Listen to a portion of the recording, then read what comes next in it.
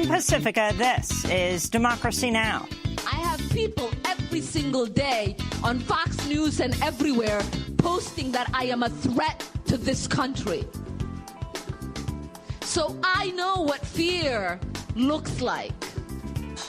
The masjid I pray in Minnesota got bombed by 2 domestic white terrorists. As the House passes a broad resolution condemning anti-Semitism, anti-Muslim bigotry, and other forms of hate, we'll hear from Congresswoman Ilhan Omar in her own words.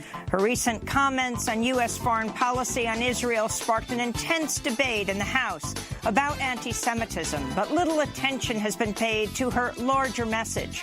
Plus, we get a response to the House resolution from Israeli journalist Gideon Levy in Tel Aviv, Phyllis Bennis of the Institute for Policy Studies in Washington, and Palestinian poet and activist Remy Kanazi here in New York. And on this International Women's Day, we speak with the Mexican-American author Valeria Luiselli, author of the new novel, The Lost Children Archive. These children coming from Central America are not to be even seen as migrants, as young migrants, but as refugees because of the situation that they are fleeing. They are trying to seek asylum here. They turn themselves into Border Patrol and seek asylum. That's they're not here trying to get in illegal. They don't want to remain undocumented. No one does. It's not the destiny that anyone really desires. Valeria Luiselli was just longlisted for the 2019 Women's Prize for Fiction. All that and more coming up.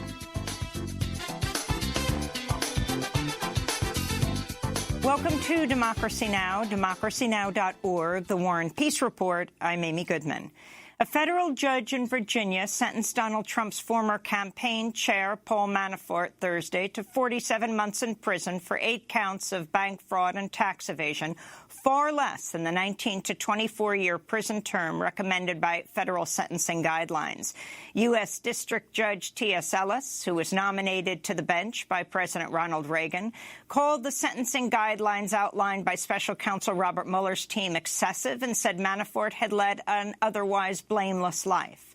In response, New York Congressmember Alexandria Ocasio-Cortez tweeted, Paul Manafort getting such little jail time for such serious crimes lays out for the world how it's almost impossible for rich people to go to jail for the same amount of time as someone who is lower income. In our current broken system, justice isn't blind, it's bought, she tweeted. Paul Manafort faces a second sentencing hearing at a federal court in the District of Columbia next week on 2 additional counts of conspiracy. The House of Representatives overwhelmingly passed a resolution Thursday condemning anti-Semitism, anti-Muslim discrimination, white supremacy, racism, and other forms of hate. The vote was 407 to 23, with nearly 24 Republicans voting against it. The vote capped a week of intense debate among congressional Democrats that began after some lawmakers accused Democratic Congressmember Ilhan Omar of invoking anti-Semitic tropes while questioning U.S. foreign policy on Israel. At an event last week, Omar said, quote, I want to talk about political influence in this country that says it's okay for people to push for allegiance to a foreign country.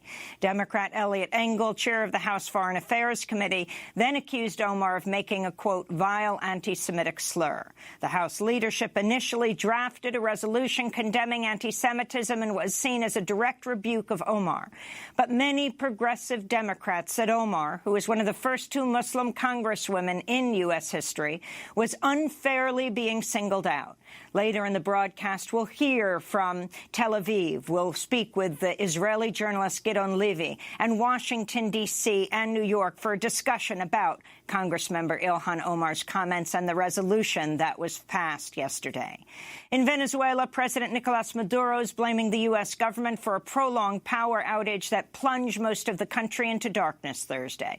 Maduro says anti-government saboteurs backed by the U.S. took the nation's main hydroelectric power station at the Guri Dam offline. The blackout compounded the misery of Venezuelans already enduring a severe economic crisis amidst crippling U.S.-led sanctions. U.S. Secretary of State Mike Pompeo blamed Maduro's government for the outage and threatened regime change in a flurry of tweets, one of which read, no food, no medicine, now no power, next no Maduro. Meanwhile, President Trump's special envoy to Venezuela, Elliot Abrams, told a Senate panel Thursday the Trump administration will sanction banks that trade with the Maduro government. A number of financial institutions already, and we're going to expand the net.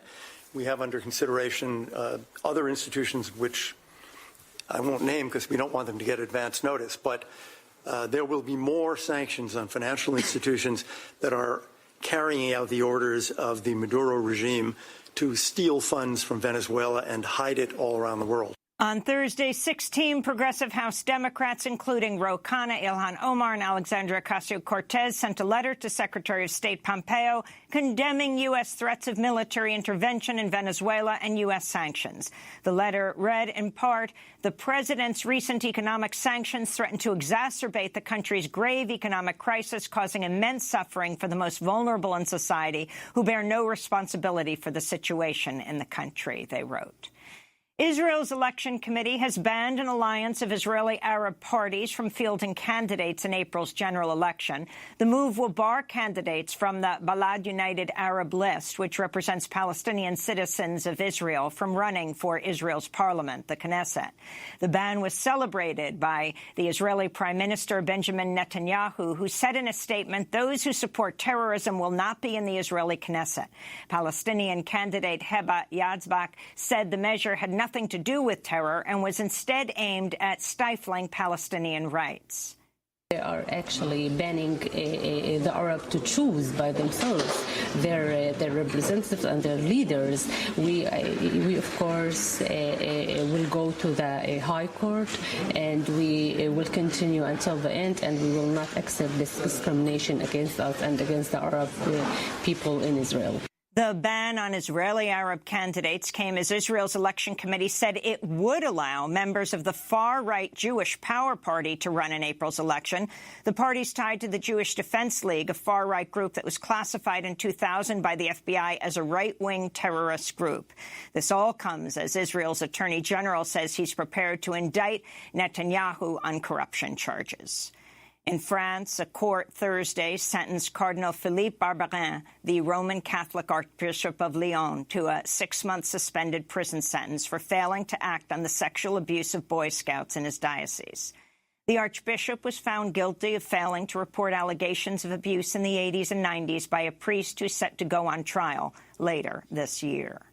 In climate news, a new study finds rainstorms are becoming far more frequent across Greenland, even in winter, accelerating the melting of vast areas of ice and setting the stage for global sea level rise that could inundate coastal areas home to hundreds of millions of people.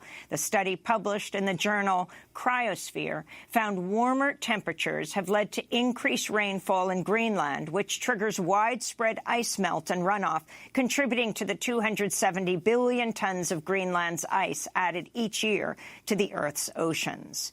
U.S. Army whistleblower Chelsea Manning says she's headed to federal court today, where she'll face possible jail time for criminal contempt after she declined to offer questions before a grand jury to answer questions. Manning says she was subpoenaed by federal prosecutors in Virginia's Eastern District to appear for questioning Wednesday about her 2010 release to WikiLeaks of hundreds of thousands of State Department and Pentagon documents about the U.S. wars in Iraq and Afghanistan. Last year, the prosecutors inadvertently revealed they've indicted WikiLeaks founder Julian Assange under a sealed indictment, but the charges against Assange remain unknown. In Sacramento, California, protests are continuing over the police killing of Stefan Clark, a 22-year-old unarmed African-American who was shot dead in his grandmother's backyard last year. Demonstrations erupted over the weekend after county prosecutors said they would not press criminal charges against the officers who unleashed 20 bullets at Clark within just 7 seconds and waited for over 5 minutes before approaching him to administer medical attention. On Tuesday, angry residents protested the killing at Sacramento's city council meeting, briefly disrupting proceedings. And on Thursday, hundreds of students from Sacramento City College and C.K. McClatchy High School walked out of classes to protest the decision not to prosecute the officers who killed Stefan Clark. In Florida, a jury in West Palm Beach found former police officer Norman Raja guilty Thursday of manslaughter and attempted murder for shooting and killing 31-year-old Corey Jones in October of 2015. Jones, who is African-American, was having car trouble and waiting for a tow truck when the officer drove the wrong way up a one-way ramp and approached him in an unmarked van. At the time, the officer was wearing plain clothes, did not identify himself as a police officer. Jones apparently feared he was being robbed, pulled out a legally purchased handgun. The officer then opened fire and shot Jones multiple times. The officer is the first on-duty Florida officer convicted in a shooting in 30 years. Police in Boulder, Colorado, have launched an internal affairs probe after video surfaced showing a white police officer drawing a pistol on a black man who was picking up trash outside his own home last week. The video shows the officer approaching the man who was using a trash picker and bucket to clean up his yard. You're on my property with a gun in your hand, threatening to shoot me because I'm picking up trash. I hope that never comes. He's picking up trash and you have your hand on your gun? Go home.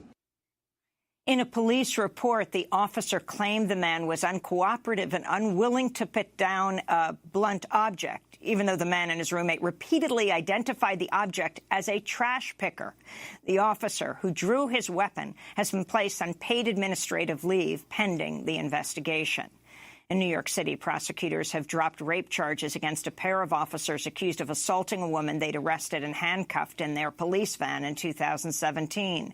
Prosecutors initially said former NYPD detectives Eddie Martins and Richard Hall raped 18-year-old Anna Chambers after stopping her car and finding a small amount of marijuana and a few anti-anxiety pills in her purse. Testing shows the DNA of both officers was found on the teenager who testified she was raped. The former officers claim the acts were consensual as their defense. At the time, it was not unlawful for New York police officers to have sex with someone in their custody, although the law has since been changed to define such an act as rape. Prosecutors now say they'll seek to charge the men with official misconduct and bribery. In Erie, Pennsylvania, union workers have agreed to end their 9-day-old strike at a locomotive plant, the largest work stoppage at a U.S. factory since Donald Trump became president. In late February, more than 1,700 members of the United Electrical Workers Union decided to strike after the Wabtec company took control of their plant from GE and refused to honor the union's prior contract. Thursday's agreement will provide a 90-day window for the union and plant managers to negotiate a new collective bargaining agreement. El Salvador's Supreme Court has ordered the release of 3 women imprisoned under the country's anti-abortion laws, which are among the harshest in the world. The women were among dozens who've been sentenced to up to 30 years for abortion-related crimes. This is Alba Rodriguez, who was freed Thursday after more than 8 years in prison. We thank the citizens associations, the national and international organizations that supported us, and we hope that the state also recognizes that there are many women inside here that are also innocent and, God willing, one day can gain their freedom too. And women around the world are marking International Women's Day with protests for pay equity, reproductive rights, and an end to sexual violence. In Spain, thousands of women have gone on strike today to defend gender violence legislation against efforts by far-right politicians to repeal the landmark law. And in Paris, women gathered outside Saudi Arabia's embassy for a protest led by Amnesty International, demanding the release of jailed women activists in Saudi Arabia. And those are some of the headlines. This is Democracy Now!, democracynow.org, The War and Peace Report. I'm Amy Goodman. The House of Representatives overwhelmingly passed a resolution Thursday condemning anti-Semitism, anti-Muslim discrimination, white supremacy, and other forms of hate. The vote was 407 to 23, with nearly 24 Republicans voting against it. The vote capped a week of intense debate among congressional Democrats that began after some lawmakers accused Democratic Congressmember Ilhan Omar of invoking anti-Semitic tropes while questioning U.S. foreign policy on Israel. At an event last week, Congressmember Omar said, quote, "I want to talk about political influence in this country that says it's okay for people to push for allegiance to a foreign country." Democrat Eliot Engel, chair of the House Foreign Affairs Committee, on which Ilhan Omar sits as well, then accused Omar of making a, quote, vile anti-Semitic slur. The House leadership initially drafted a resolution condemning anti-Semitism in what was seen as a direct rebuke of Omar. But many progressive Democrats and Omar, who was one of the first two Muslim congresswomen in U.S. history, was unfairly being singled out. Vermont Senator Bernie Sanders wrote, "We must not equate anti-Semitism with legitimate criticism of the right-wing Netanyahu government in Israel." New York Congressmember Alexandria Ocasio-Cortez tweeted, "Incidents like these do beg the question, where are the resolutions against homophobic statements, for anti-blackness, for xenophobia, for a member saying he'll send Obama home to Kenya?" Key members of the Congressional Black Caucus also questioned the treatment of Omar.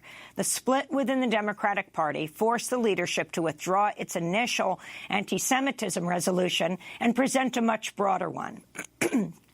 Congresswoman Ilhan Omar voted for and praised the new resolution.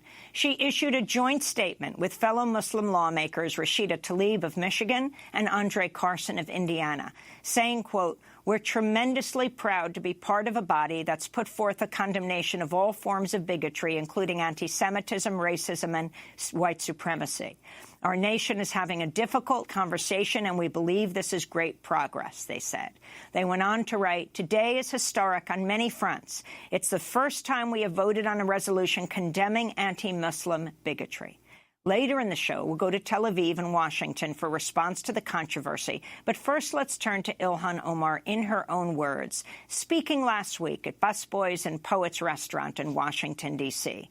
While the media has largely focused on a single sentence in her remarks, few have heard her broader comments. This is a part of what she said. It almost as if every single time we say something, regardless of what it is we say, that is supposed to be about foreign policy, our engagement, our advocacy about ending oppression, or the freeing of every human life and wanting dignity, we get to be labeled in something, and that ends the discussion because we end up defending that, and nobody ever gets to have the broader debate of what is happening with Palestine. So for me, I want to talk about the political influence in this country that says it is okay for people to push for allegiance to a foreign country. I want to ask, why is it okay for me to talk about the influence of the NRA, of fossil fuel industries, or Big Pharma, and not talk about a powerful lobbying group that is influencing policy? Right? I want to ask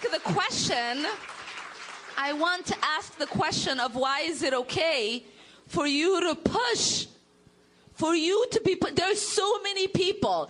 I mean, most of us are new, but many members of Congress have been there forever. Some of them have been there before we were born. So I know many of them were fighting for people to be freed, for people to live in dignity in South Africa. I know many of them fight for people around the world to have dignity, to have self-determination. So I know that they care about these things.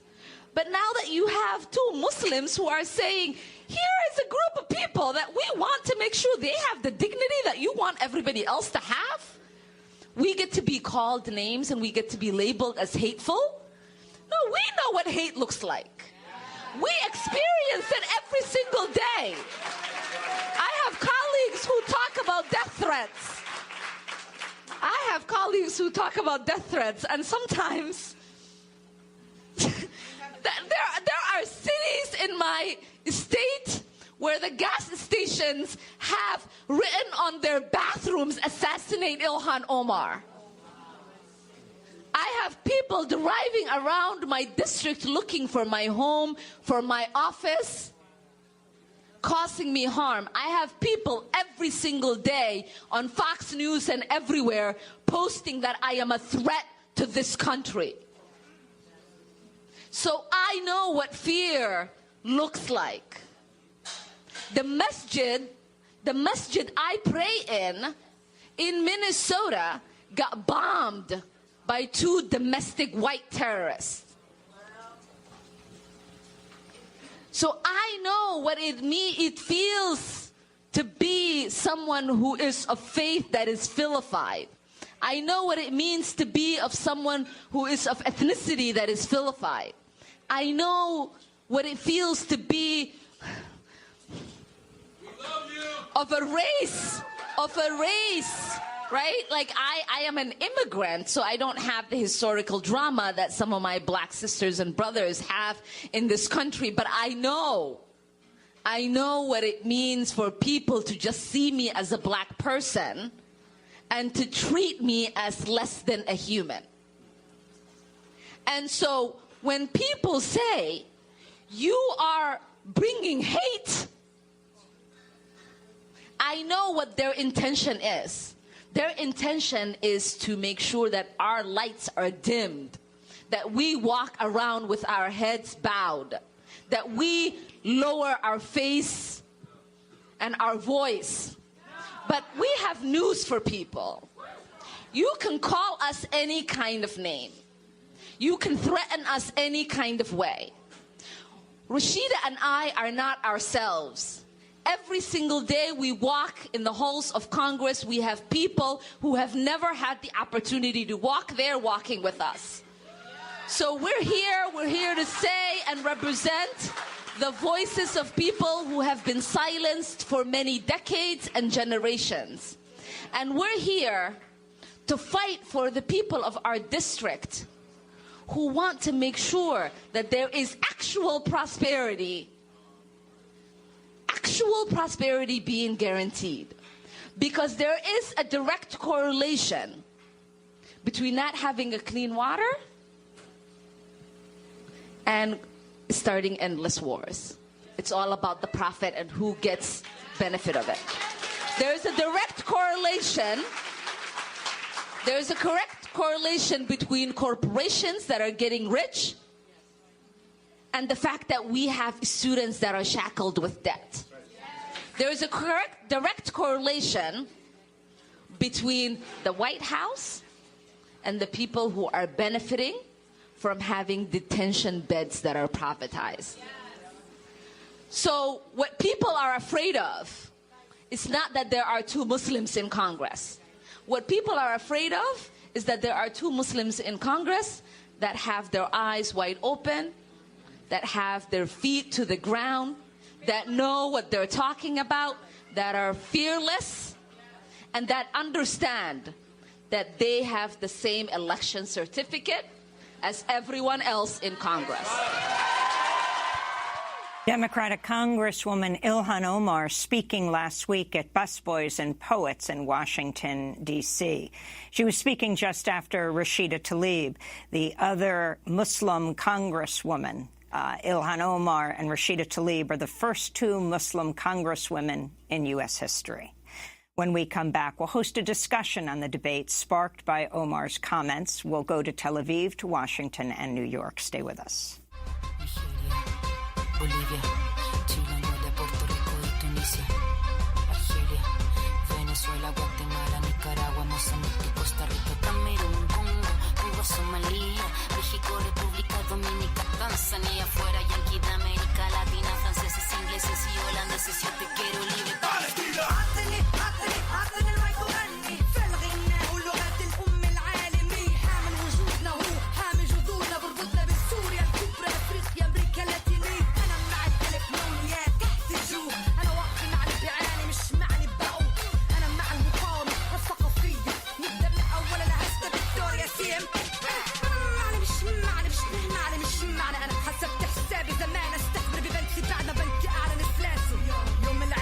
الوضع بده الردع صار الوضع بده الردع لكل كثير بتحرر مستوطن بتلمد لكن مصافحة يد ألف كان ألف راق بالهدى للإعلام سلاح So Mansour, We Are the South by Anna Tijoux featuring Shadia Mansour. This is Democracy Now! I'm Amy Goodman. On Thursday, the House of Representatives overwhelmingly passed a resolution condemning anti-Semitism, anti-Muslim discrimination, white supremacy, and other forms of hate. The resolution, as initially written, was seen as a direct rebuke of Democratic Congressmember Ilhan Omar for her comments about U.S. foreign policy with Israel.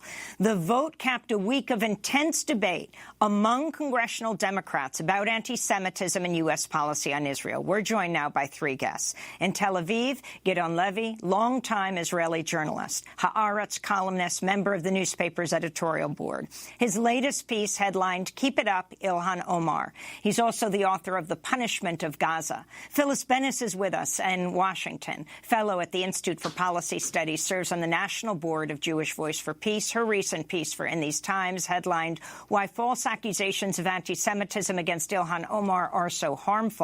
And Remy Kanazi is with us here in New York, a Palestinian-American poet and activist, the author of a collection of poetry, Before the Next Bomb Drops, Rising Up from Brooklyn to Palestine. We welcome you all to Democracy Now! Let's go to Tel Aviv first. Gideon Levy, your response to the debate and the final passage of the resolution on Thursday in the House of Representatives.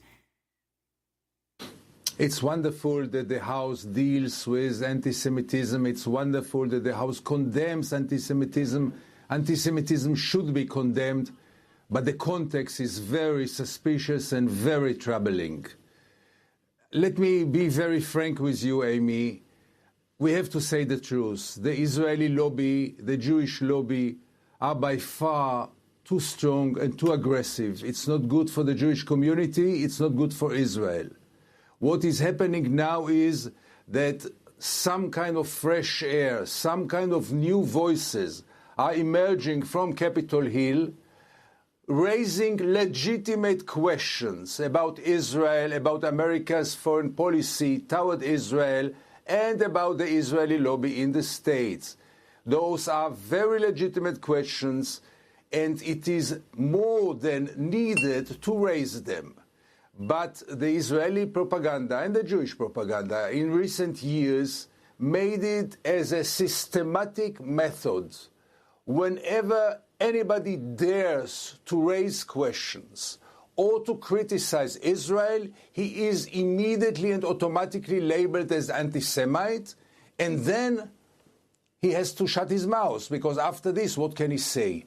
This vicious circle should be broken, and I really hope that great politicians like Mrs. Omar and others will be courageous enough to stand in front of those accusations and to say, yes, it is legitimate to criticize Israel.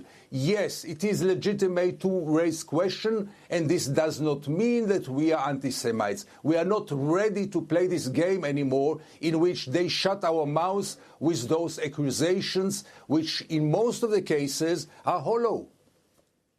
What kind of effect does this debate? Now, Ilhan Omar, Rashida Tlaib, and Andre Carson, the three Muslim Congress members, applauded the final resolution, saying it's the first time that there was this anti-Islamophobia resolution that was passed by the House of Representatives. Of course, in addition to the anti-Semitism issue, they broadened it out.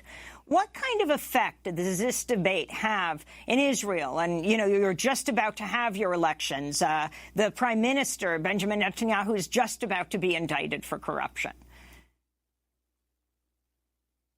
Yeah, as you probably know, Amy, the campaign in Israel deals only with one question, Netanyahu, yes or no, and many more important questions and crucial questions and fatal questions are even not being discussed. But in any case, Mrs. Omar will be also portrayed in Israel, as in any other place in the Jewish communities, as an anti-Semite, as a dangerous woman, as an enemy of peace, an enemy of Israel, an enemy of the Jewish people. And, you know, the propaganda, this kind of propaganda is very, very efficient. And we just have, I just got so many emails after my last piece, and someone asked me, how can a Jew support such a woman? So I answered him very easily, very, very easily, because she seems to be courageous and she seems to say the truth. And it's about time to say the truth. And yes, Amy, to ask, do we support automatically and blindly the occupation?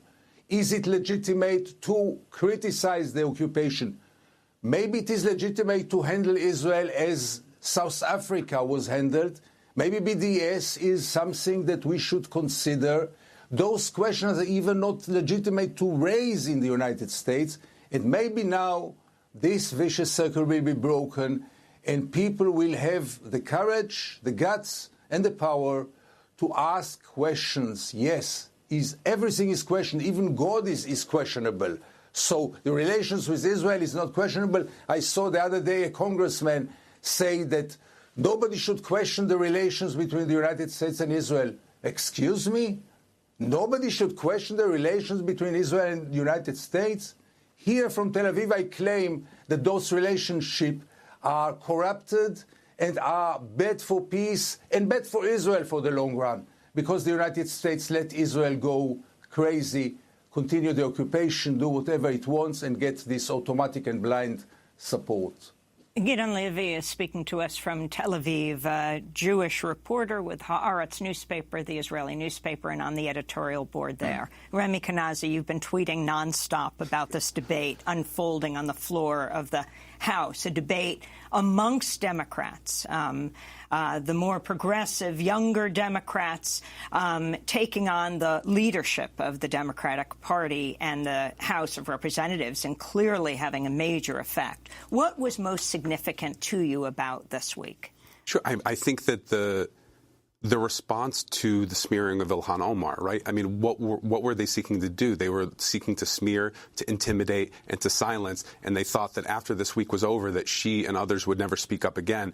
I think that there was an amazing amount of backlash against what, if you look at the crux of her argument, she talked about Palestinian freedom, justice, and equality. She talked about dignity for all people.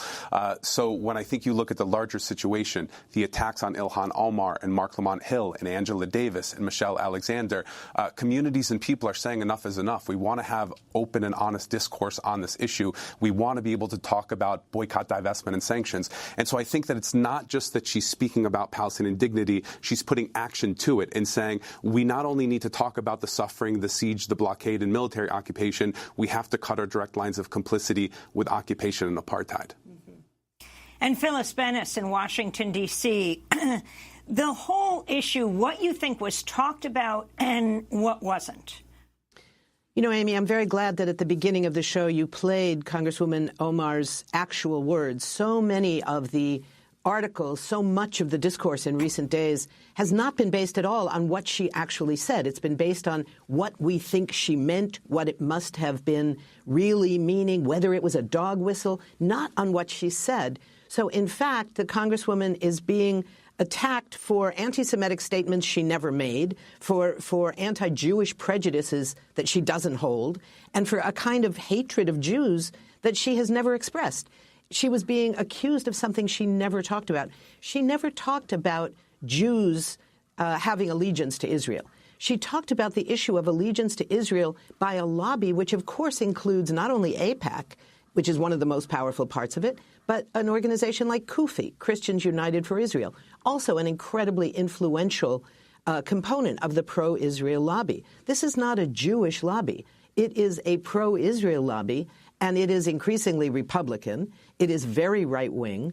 And its aim is, as both of my colleagues have said, to shut down the debate, to dim the light, as Congresswoman Omar so poetically put it. But their lights are not going dim. Their lights are brighter than ever. And the extraordinary thing, as both of my predecessors have mentioned, this was a moment when we actually saw the impact in the immediate context of not only outside protests. There were massive demonstrations. There were articles being written. The small piece that I did in The Nation that included mainly the words of Congresswoman Omar was going viral faster than anything I think I've ever written, because people were eager for this. But even within the Congress, what we saw is that the Black Caucus, the Progressive Caucus, not just sort of the young people. This was partly generational for sure, but it was also political. The divide in the Democratic Party over this, between the right and the left, on the questions of U.S. foreign policy, were out there to be seen. And the progressives won. This was an amazing thing where we had an entirely different resolution. There's no doubt that this resolution, like the earlier one, was in response to Democratic leadership fears that there was going to be too much debate about this and it was going to detract from the Democratic agenda, the democracy issues that they want to put on the table. But what we saw was that they actually were forced to listen to other components of the Democratic Party and craft an entirely different resolution that not only didn't name Congresswoman Omar, which the first one didn't either, but it was not aimed solely at the question of anti-Semitism. It was aimed at all the issues of racial and ethnic prejudice that are systemic in this country. It doesn't change the reality. It doesn't stop black people from being shot by police in the streets. It doesn't change the reality of Islamophobia that people have to deal with and live with every day. It doesn't prevent the kind of violence we saw against Jews in Pittsburgh or in Charlottesville. But what it does do is say that this is a new era, that there is a new discourse underway, and that it's no longer going to be possible for the leadership of the Democratic Party or the leadership of Congress or anyone else to assume that they can slap somebody on the wrist for something that they didn't say but that they thought might be interpreted in the wrong way and then go on as if nothing had happened. Too many people are watching. And as Gideon said, this is a moment when the question of the influence of AIPAC and the influence of Kufi and the influence of the pro-Israel lobby in general is being questioned by a whole set of new actors.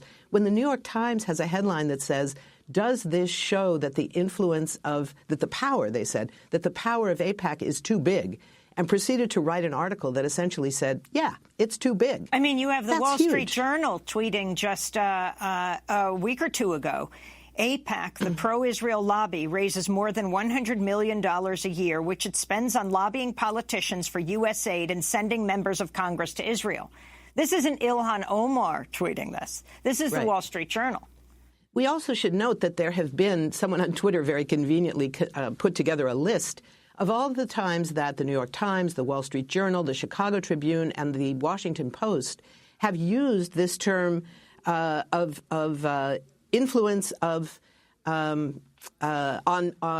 Israel, of pro-Israel sentiments, attributed to Congress, attributed to the White House, and this notion that somehow only an anti-Semite would use this language, it turns out just isn't true, that allegiance is a word that all these newspapers routinely use.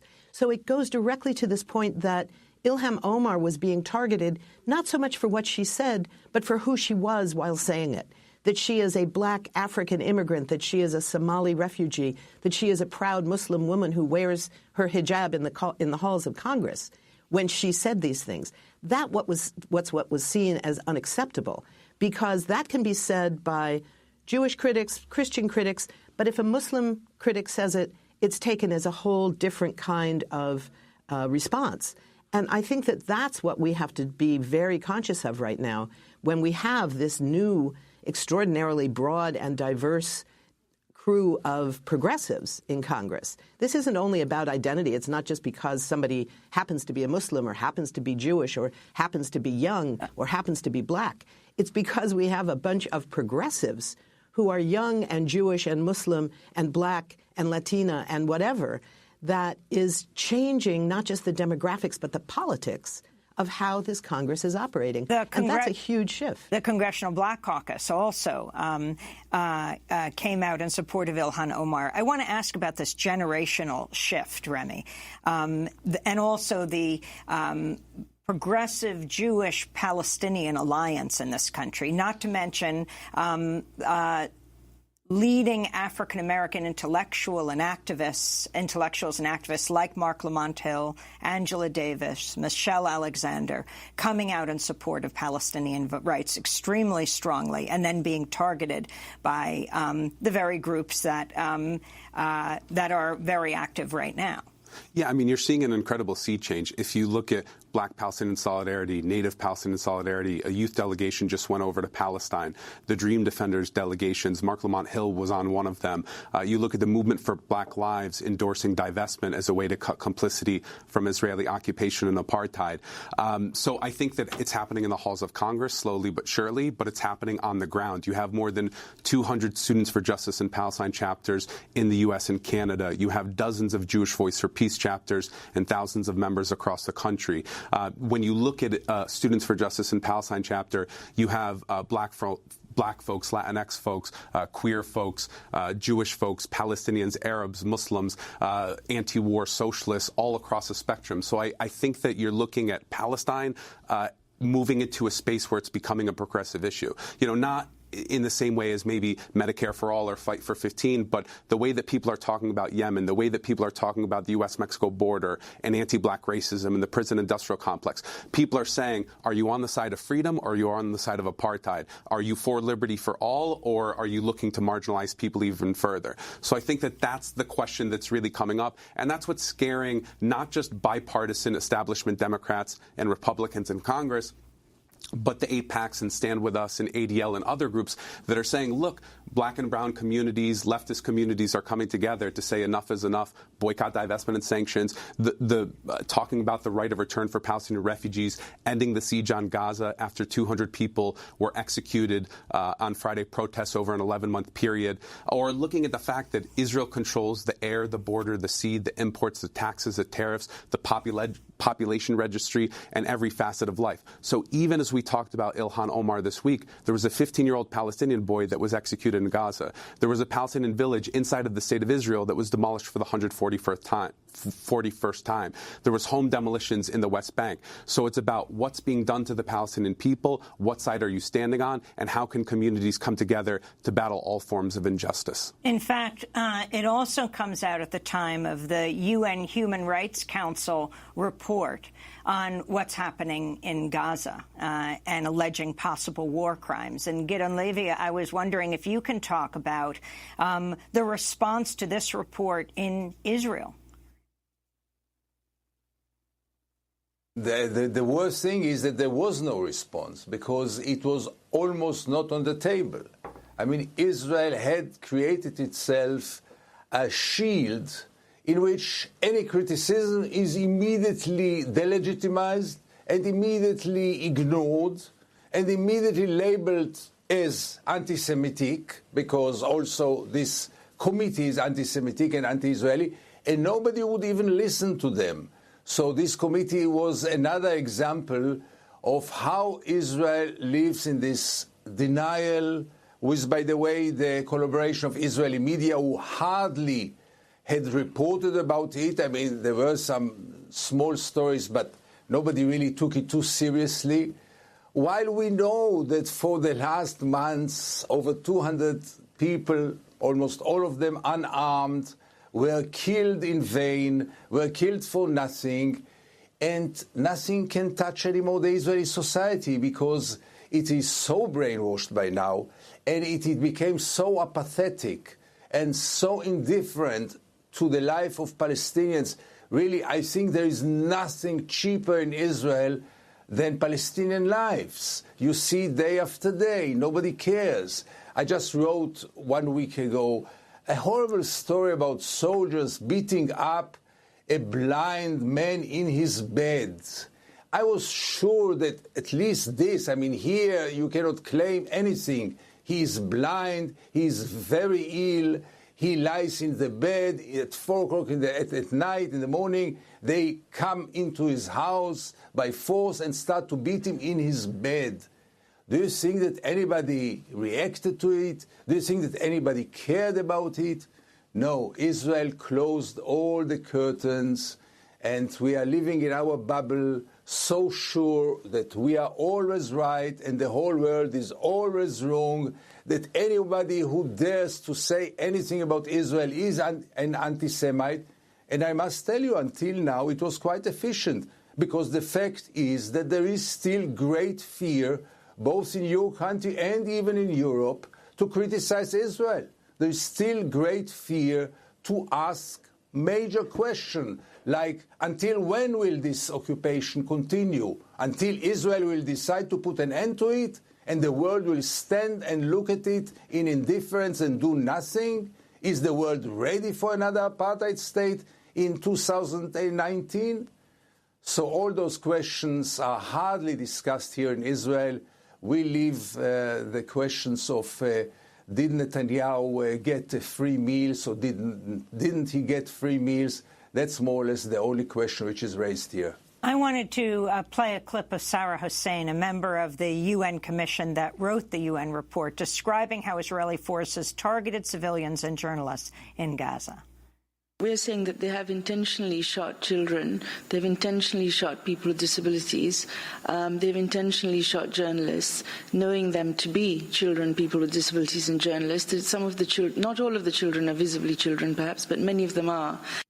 That was Sarah Hussein. This hardly got any attention, not only in Israel proper, Phyllis Bennis, but of course here in the United States amidst this whole discussion about hate.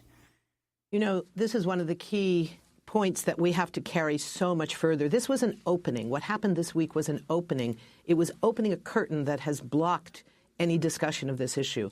But getting into this issue is now crucial. The question of how the United States has consistently protected Israel in the United Nations so that not Israel as a government and no Israeli official, political or military, can ever be held accountable in the International Court of Justice, in the International Criminal Court for potential war crimes.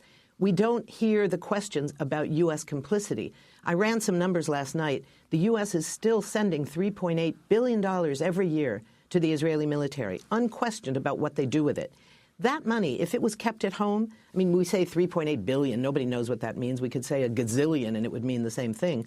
But that's real money in the real world. And that same amount of money for 1 year could pay instead for 68,400 new infrastructure jobs, good union jobs to rebuild this country. It could pay for 367,800 veterans getting health care, or it could pay for 426,455 kids to get into Head Start and get a real education starting at a young age. What's going to make us safer in this country? For those who care only about this country, look at those numbers. I want to end with Remy Kanazi. I've seen almost no Palestinian or Muslim comment in the mainstream media on television around this debate.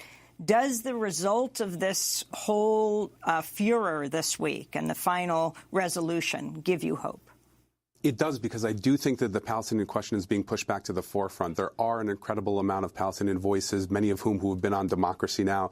I think that if you look at Congress, what actually created that was the grassroots organizing, was the political action on the ground, was the campus organizing, was the response to the repression that has come from years before. So I think going forward, you're witnessing a sea change. You're seeing people come together in a way that they haven't before. And if you look at Ilhan Omar's comments, she's speaking very frankly and unapologetically. I mean, she was back on Twitter last night with some amazing tweets and, calling out John McCain. So I think that we're going to move forward. I think his daughter as well. Yeah. I think that the Palestinian voice is getting stronger within the United States. It's being seen more within that kind of progressive realm. And I actually think that Palestinian rights and issues are coming back to the forefront. The right of return for Palestinian refugees, ending the siege on Gaza, building with other communities in different ways on campuses and local communities, and now in the halls of Congress. I want to thank you very much for being with us, Remy Kanazi. Also, Gideon Levy as Haaretz columnist in Tel Aviv, and Phyllis Bennis, fellow at the Institute for Policy Studies, serves on the National Board of Jewish Voice for Peace. This is Democracy Now! When we come back, the Lost Children's Archive. Stay with us.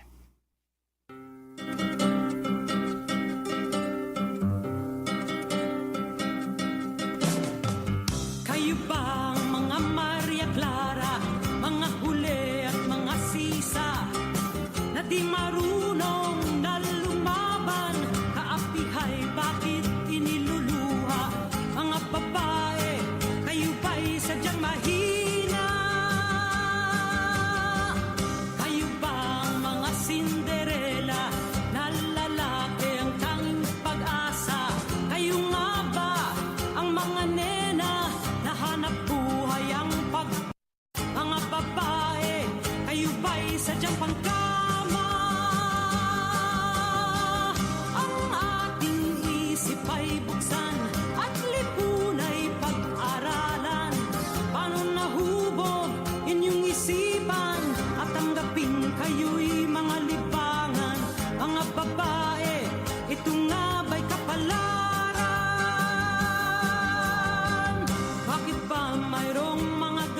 Woman by Inang Laya. This is Democracy Now! I'm Amy Goodman. We end today's show with the ongoing crisis at the border. Homeland Security Secretary Kirstjen Nielsen defended President Trump's declaration of a national emergency at the southern border Wednesday, telling lawmakers in an explosive hearing that officials are on track to detain more than 900,000 migrants at the U.S.-Mexico border this year.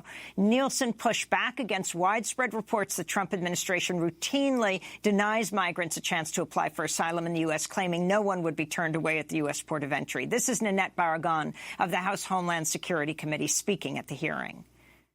Either you're lying to this committee or you don't know what's happening at the border. When she was asked how many children remain detained at the border, Nielsen replied she didn't have the number handy. And she denied that migrant prisoners are being held in cages. This is U.S. Homeland Security Committee Chair Benny Thompson questioning Nielsen. Just yes or no, are we still putting children in cages? To my knowledge, CBP never purposely put a child in a cage if you need a cage like this. Purposely or whatever, are we putting children in cages as of today? Children are processed at the border facility stations that you've been at. Some of the And I've seen the cages. I just want you to admit that the cages exist. Sir, they're not cages. What are they? Areas of the border facility that are carved out for the safety and protection of those who remain there while they're being processed. Our next guest has seen firsthand what our immigration system does to children who come to this country seeking asylum after working as a volunteer interpreter for children in New York immigration court. Valeria Luiselli wrote a celebrated nonfiction book informed by her experience titled Tell Me How It Ends, an essay and 40 questions. She's now out with her fifth book, her first novel written in English, titled Lost Children Archive. Valeria Luiselli, welcome back to Democracy Now! It's great to have you with us and to be here on International Women's Day with you. The significance, why you wrote Lost Children Archive. Well, I started writing it on a road trip down to Arizona from New York, and I was trying to write another completely different novel back then about growing up in post-apartheid South Africa. But you were born in Mexico. I was born in Mexico, but grew up in several countries, among them South Africa. I arrived in South Africa right when Mandela became president, so it was a very peculiar and beautiful time. I've been trying to write a novel for years about that, which I haven't yet written, really. And I was trying to write it during this trip across the U.S., but the reality in front of me started basically caving in on me. And I started making notes. It was the summer of 2014, exactly when what we can now call the ongoing diaspora of Central Americans fleeing circumstances of unspeakable violence in their countries begun, even though their arrivals began before 2014. But that was the year of the surge. So I started documenting not only traveling across the U.S. in that moment and the landscapes, many times the landscapes of abandonment that I was seeing, but also, of course, the way that the crisis was being recounted and reported on in different states by local newspapers, radio. And so this novel is a novel about immigration, but more than that, it's a novel about how to bear witness and how to tell the story of what I think is going to be one of the most important discussions in the 21st century, which is global diasporas. And why did you call it Lost Children Archive? Well, the title, unfortunately, has somehow gained a new meaning now, right? But that is also the power and the elasticity of language. When I first thought of that title, it was my working title in 2014, and I was thinking about children who had lost the right to childhood and children who were not being seen or heard. I was not thinking about children like the children we think of now as lost children who have been lost by this administration's separation policy and having lost track of whose kid is whose parent and are therefore lost within the loop of this system. Unfortunately now, this title also somehow references that what we think of now as lost children. You write that Lost Children Archive is more a questioning of how and where we should stand in order to document political violence. Right. I started writing this novel And at the same time, as I was writing it, I was working as a volunteer screener and translator in the Court of Immigration here in New York, listening to children's testimonies and stories in an attempt to, among many other volunteers, by the way, in an attempt to get their stories clear and then find a lawyer that might represent them and help them against a deportation order. This was right after the priority docket was created by the Obama administration that basically served as a way to expedite removals of undocumented, unaccompanied children. And so, of course, I started using the novel as a kind of depository or vessel of my own political frustration, rage, sadness, confusion. And I also started really ruining the novel, stuffing it with all of that, while also not really doing justice to the issue. I was trying to thread it into a fictional narrative, and so I stopped writing it altogether. I wrote Tell Me How It Ends, which a book that we've spoken about here before, which is a much more straightforward take, a kind of X-ray of the American immigration system, and also an X-ray of this particular diaspora involving children.